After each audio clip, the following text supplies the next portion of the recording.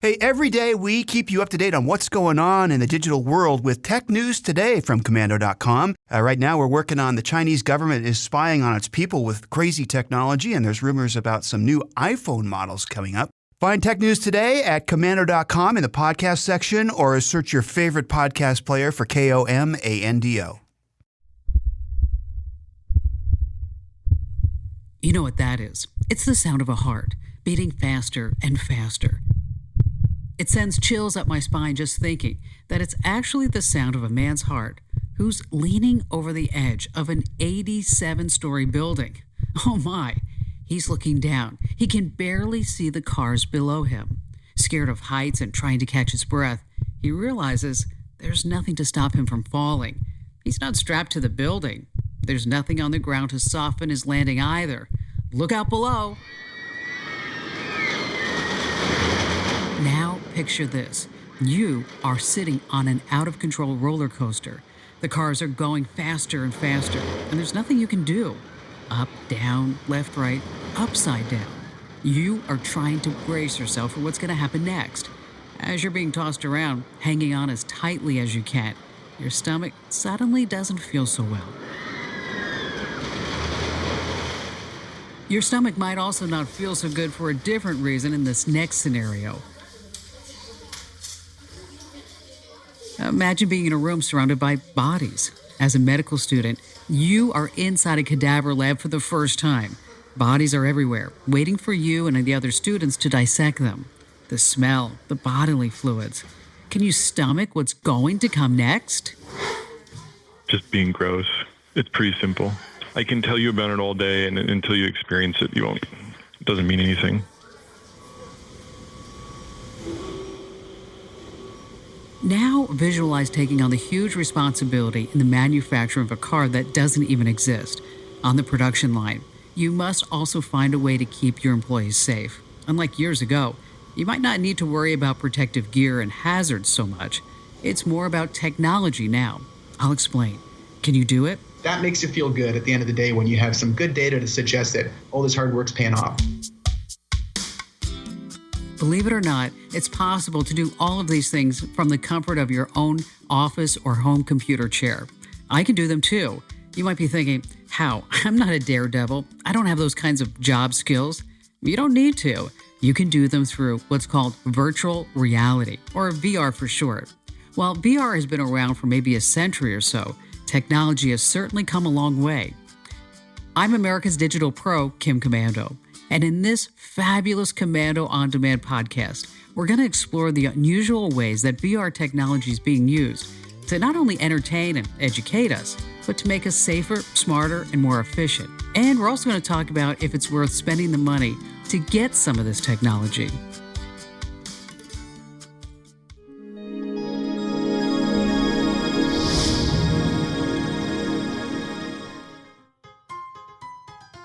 First, let's go back in time. Let's talk about the evolution of virtual reality. As you probably already figured out, it's an attempt to make you feel present and part of a certain event. VR makes the scenario so realistic, it's hard not to get caught up with what's going on and totally immerse yourself in what's happening. It actually goes back to the 1800s. I know what you're thinking. Really? Yeah, listen. Artists first tried this concept in the 1800s by creating these giant 360-degree murals. Someone would stand in the middle of the mural while being surrounded by a massive canvas.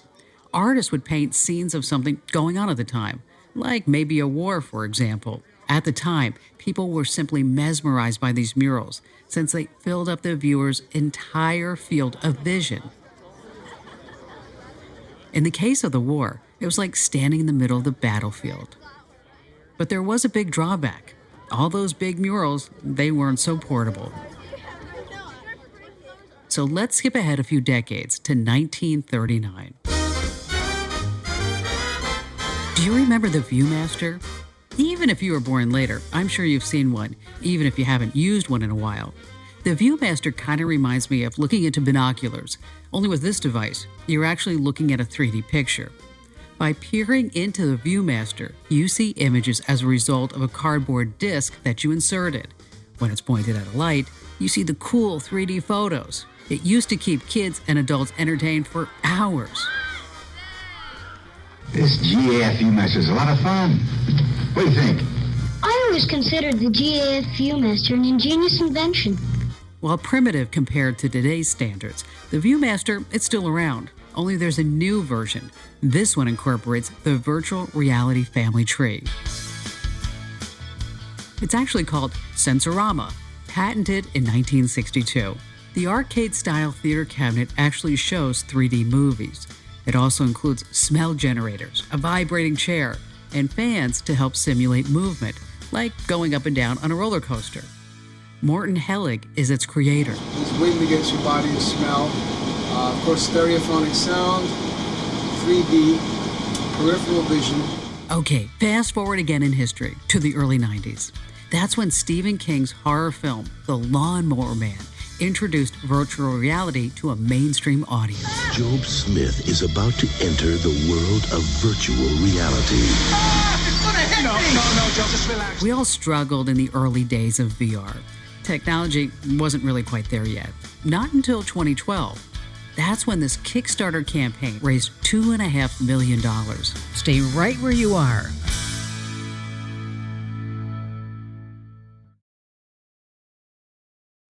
We all struggled in the early days of VR. Technology wasn't really quite there yet. Not until 2012. That's when this Kickstarter campaign for something called Oculus Rift raised $2.5 million. Obviously, a success, Facebook purchased Oculus for $2 billion in 2014. Not a bad profit for 2 years. After going through several redesigns since the Kickstarter campaign, Oculus Rift was released in March of 2016. This is a virtual reality headset with a stereoscopic OLED display. You can use it while standing, sitting, or walking. You have to remain in the same room, though. Alex Lambert is the creative director for Ignition. It's a production company that specializes in emerging technologies like virtual reality. What Oculus Rift did was they looked at things in a very different point of view. They took abundant technology, mobile phone technology, rather than trying to produce their own types of screens.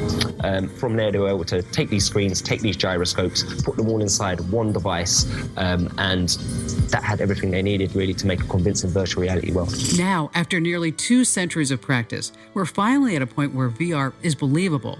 In fact, VR seems to be everywhere lately. HTC, Sony, Samsung, Google, and Facebook, they all released new VR headsets last year. And those are just a few. But the question is, what exactly can we do with them? Sure, we can play VR games or even make our grandmothers ride a virtual roller coaster. Oh my goodness! But there are a lot of other, more productive aspects to virtual reality. I'd like you to meet Matt Hood. He sells homes in and around Los Angeles, but he's more than a realtor. Nowadays, he's also a software developer. You see, Matt co-founded a company called Transportive. We're building the virtual reality platform for real estate. Here's how VR home buying works. Potential home buyers can virtually walk through any home on his company's app. That's great for people on the East Coast looking to move to LA. They can go on a virtual house hunting trip without even going to the airport. And it's more than just a 3D movie. This is totally interactive. You can walk through the front door, go up the steps, into the bedrooms, the bathrooms, even peer into the closets, or skip the bathrooms altogether. It helps you see how space is in each room and the relationship from one room to the other.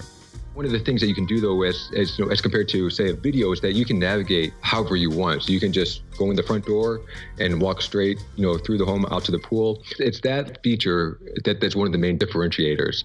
There's also an added benefit. It can save home buyers and realtors a ton of time, especially in a huge metro area like Los Angeles. For example, you can visit 10 homes in, just over 20 minutes, say 20 or 30 minutes. Compare that to if you were to do that in person. Here in LA, where we're based, that could be, multi-day event. The virtual reality home tour is part of an entire strategy now to sell a house. And the strategy, of course, includes pictures, flyers, and videos that are now being enhanced by drones. Mark Griswold is a professor of radiology at Case Western in Cleveland, Ohio. Microsoft invited him to its labs to experience its VR. They call theirs the HoloLens. It's basically a holographic computer that runs through a headset. It lets you interact with holograms from the comforts of your own home or office. I got there and I had to sign a whole bunch of papers, and then they showed me a promo video of what I was going to see, and even then I said, this is never going to work. But Mark's tune quickly changed. I went downstairs to the lab where they were having the first prototypes of the HoloLens, and put it on my head, and within 5 minutes I knew that my entire world had changed. Not just a little bit, but it completely upended what I knew about our world. Mark figured out this was a technology he could use in the classroom. He recognized that VR and also augmented reality just engages students of all ages. Mark used his 14-year-old son as an example. He was trying to learn Roman history from a textbook with all these tiny graphs and pictures. It's not even close to being engaging. But augmented reality could change the course of, in this case, Roman history.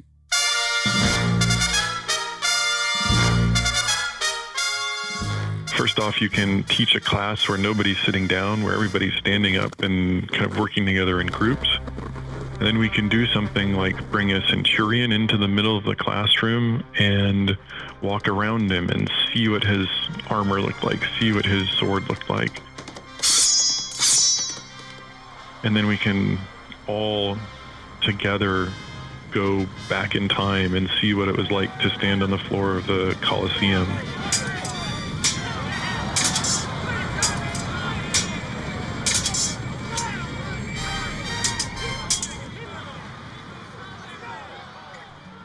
So Mark joined a think tank at Case Western. Its goal, to transform the way anatomy is taught to medical students by rebuilding the curriculum from the ground up. And that meant doing away with the age-old medical school tradition. It's for medical students to go through the classical way of learning anatomy, where you go through and you dissect a human body to find and learn about all the different structures inside the body. Imagine walking into a large room and seeing gurney after gurney after gurney, maybe 24 or more. And on each gurney, a body draped with a light blue cloth. Your job, to take the body apart and analyze it close up. That's the reason why students call this gross anatomy. You can imagine that this is a pretty difficult environment to work in, that there's a lot of chemicals and a lot of bodily fluids. But that is, in a lot of ways, the first time that people work with real human bodies. So Mark had this grand idea. He wanted to turn the cadaver lab into a virtual reality anatomy lab. His big plans could really change what some know about medicine. Instead of bodies and smocks in a cadaver lab, Mark wants everyone to wear a VR headset. Okay, they'll still learn the anatomy of a human body, but with VR and now AR, which stands for augmented reality, it's going to be a lot quicker.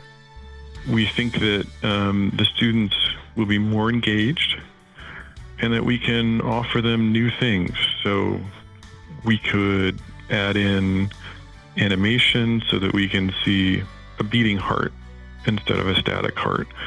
We can see how the lungs work, breathing up and down. We can see how the stomach digests food. All these different kinds of things that we can do that you can't do in a cadaver lab.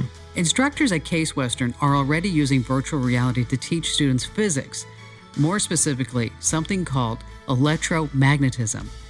You can imagine, again, these are really complicated 3D shapes. There's the electric fields are arcing all over. And being able to understand their relationships is really important to understanding the physics that are behind all of the physics behind the way our world works. Many researchers believe that every student in the not-so-distant future will carry not just a smartphone in their backpack, but a HoloLens. All that is next.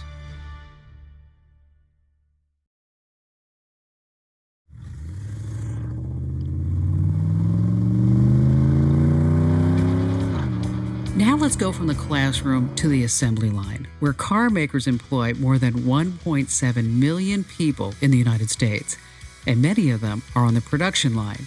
They're the people who actually put the cars together. So manufacturers like Ford Motor Company have someone like Marty Smets on staff. I run the Ergonomics and Variation Analysis Lab, which is a lab in manufacturing that focuses on advanced ergonomics, virtual reality, and motion capture for digital human modeling. It's pretty fun stuff. Marty has a pretty cool gig.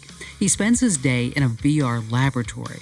His goal is to keep employees safe on the production line, making sure each and every job is ergonomically sound. Close your eyes for a moment, unless you're driving, and picture his lab. It's about 1,700 square feet with a 20-foot high ceiling. It's like walking into a major television studio with lights and cameras. Except these are motion action cameras. You know the kind I'm talking about. It's the kind they use to make animated video games and movies. Actors put on those skin-tight suits with reflectors, and the cameras track how they move around. But Marty, well, he's not making a video game, and he's not making a movie. So we use this technology to determine how people will move while they're performing work. And not just work that already exists, but oftentimes we're trying to design for future assembly tasks. So at work, my customer is essentially the hardworking men and women who work in our assembly plants putting the cars together. And our team makes sure that all the jobs that they have to perform on future vehicles that we're working on are safe from an assembly perspective. Marty's not talking about people critically hurting themselves while on the job. He's talking about the day-to-day tasks that hundreds of thousands of people do every day on a production line. Those minuscule tasks over time can actually cause huge problems for workers. We use this motion capture system and other virtual technologies to predict how someone might approach a particular job, and we can look at that approach to essentially take a snapshot of what their whole body posture is. So posture is a really important thing in our world, because if I understand what your posture is, I can predict how much strength you can generate at your hand. So if you had to use your hands to put a part on a car or lift something heavy, I can calculate whether or not that's going to be safe for you or not safe for you. And not just for you, but for our entire population of workers. This is just so fascinating to me. Let me tell you why. Everyone is different. I mean, some of us are tall, some of us short, like me. Others are fat, some people are thin, then you have everybody in the middle. How in the world do you engineer a production line while considering the thousands of different body types? That's a very, very good question, and it's something that we're very acutely focused on. When we're trying to do this up front and we don't know who's going to be performing the job, it's critical to make sure that any potential or a certain percentage of our operator population, they're going to be capable of performing that work. So it's very critical that what we use these digital human models in this virtual world to interact with this virtual car. Marty and his team have created an army of digital humans. They use them to design a production line. It helps them take into account the perfect height the production line should be, and also the access height of each and every part used while producing a car. We're talking about thousands upon thousands of parts, everything from nuts and bolts to rubber gaskets, and all of them must be accessed by 90% of all auto workers. Boy, it's not easy figuring that all out. So for example, our UAW workforce, we know certain things about them. We know we know their heights, we know their mass. This is just collected, as part of the hiring process. We know their gender, we know their ethnicity. And using these parameters, we can predict what all their other segment dimensions might look like. Okay, wait a minute. How in the world can you figure out a person's dimension by their ethnicity? It helps us understand how to create that one representative mannequin. Because different ethnicities have different distributions of mass. So if I know your height and I know your weight, I might be able to, with some accuracy, predict what your what some of your other body parameters might be. Marty and his team, using this data, they have created a virtual production line that's perfect for the average size now avatar. They're analyzing each and every virtual workstation throughout the line, making sure that there's no undue stress on anybody. And once they're done with their jobs, the men and women who will eventually fill these positions actually slip on those VR goggles and take over. Marty calls those employees, are you ready for it? industrial athletes. In my world, they're the experts. I mean, these are the folks that have been on that job for years, potentially performing that task hundreds of thousands of times. 10 years on a job, you could perform a task 750,000 times. So if I'm setting up that future task, there's no one in the universe I need to talk to more than that person who's done it that many times. Allowing these industrial athletes to strap on those VR goggles and work on a virtual production line pays off. Ford is actually saving big money on sick leave and worker compensation. Plus, it's helping identify problems before the physical production line is built. So he's taking what he's learning about keeping workers safe and actually sharing it with the rest of the automotive industry. You see, there are advantages to keeping corporate secrets, but employee safety, it's not one of them. One of the fun things about working in ergonomics and in terms of health and safety in general, it's not a competitive advantage to not hurt someone. And to ensure that operators can safely perform tasks is something we want to share. We share those standards with some other OEMs, and we do so that everyone can essentially be using the same tools and the same methods for improving safety on the assembly line.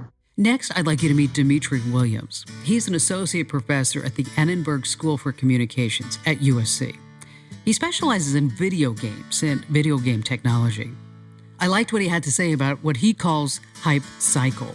I think VR is actually a lot of fun. It has some really cool technology, which works in some very specific ways.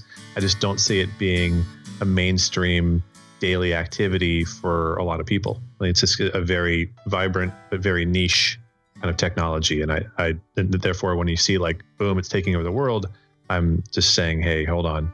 There are some social and psychological reasons why that's not likely to happen. VR is great for people who, let's say, want to stand atop Mount Everest without getting cold. Most of us will never get a chance to do that, so VR definitely fills that need. But Dimitri believes we're also closing ourselves off with VR, not only from the physical world, but also from those around us. When you put a thing on your face, literally physically disconnected from other people. And so if we just think about, how and where people are going to use these devices and how it fits in our daily lifestyle. He makes a good point. No one's going to use VR while driving or on a subway, or at least we hope not. No one's even going to use it while sitting on a couch hanging out with friends. But some people do. Many people won't because, plain and simple, they can't interact with other people that they're right next to. We are, if nothing else, really, really social monkeys, and we want to see and be around other people. So we like stuff that connects us to each other, and we tend to shun stuff that disconnects us from each other, or we do it and then we feel lousy about it. Now I'd like you to compare your VR goggles to your smartphone. People won't be caught dead without their smartphone because the phones link us to each other. But what happened with Pokemon Go? That was augmented reality. People interacted with others and the characters in the real world. You're superimposing things onto the world, information, ideas, entertainment, lots of different things. That fits better than something that literally just blocks your view. Okay, if there's any real value to VR, it's not just playing games. It should educate us. It should keep us safe. It should entertain us, and maybe even actually save lives. Okay, I know so many of you are thinking like, okay, this sounds great, Kim. How do I get my own VR goggles? All right, before you run out and buy the Oculus Rift and ask yourself if it's worth spending $600 just for the headset itself, consider this. While the headset includes the controller and a motion capture camera, well, there's a lot more you need in order to use it. For starters, you need a really powerful gaming computer. And that could set you back almost $2,000. And like many new technologies in the very beginning, with VR, there aren't really a lot of programs yet that actually work with the Oculus Rift. It's mainly just hardcore games and maybe some demos from tech companies. A lot of people also report motion sickness when they're using the Oculus Rift. That's why the company recommends you take breaks every 30 minutes. And when you start looking at the competition, Sony has the PlayStation VR. The whole shebang, including the PlayStation, will set you back $800. But it's still less than a full Oculus rig. And don't think that virtual and augmented reality is just being considered by small startup tech companies or Kickstarter projects. Microsoft, you've heard of them, one of the biggest tech companies in the world. Well, they've set their future on VR too. I recently interviewed Steve Guggenheimer, a corporate vice president, and he's got this really great title, Chief Evangelist. I know you don't see Steve's face, but when he was talking about VR, let me tell you, the guy was so excited. It's like Microsoft is banking their future on VR. The notion of virtual reality, augmented reality, the notion of what HoloLens does today, and to be able to basically use light pipes to shine a holographic image in your eye and turn a room into a virtual room that you can interact with. Amazing. You're right. And the truth is, I was with a VR company this morning, and they'll tell you, hey, it's not growing as fast as we thought it would today, but you can absolutely tell in 5 years, or let's take 20 years, whether it's augmented reality or virtual reality, or exactly how it works and what the headset looks like. Who cares? The fact that you're going to be able to interact with people virtually, take your Star Trek scenario of the tricorder in the day and people popping up, that's going to become real. And so our ability to interact across sort of space and place in a three-dimensional world, and then you take the notion of data flowing in, either things that you want to provide as an individual, or just data from around the world. It could be weather, it could be traffic, it could be any of these things, and being able to proactively help people do whatever it is they're trying to accomplish, and sort of from wherever they want. That's going to change the way we interact and we operate as humans. It's something for you to pay attention to in the future. Right now, unless you have a lot of money to blow, you're one of those early adopters or a hardcore gamer, you might want to wait for the price to drop. But if you'd like to sample VR, kinda almost a little bit, head over to youtube.com and search for 360-degree videos. One of the most popular videos lets you virtually walk on the Las Vegas Strip. And there are also tons of 360-degree videos if you're planning a vacation. And who knows, maybe someday the Kim Komando Show will be in VR too.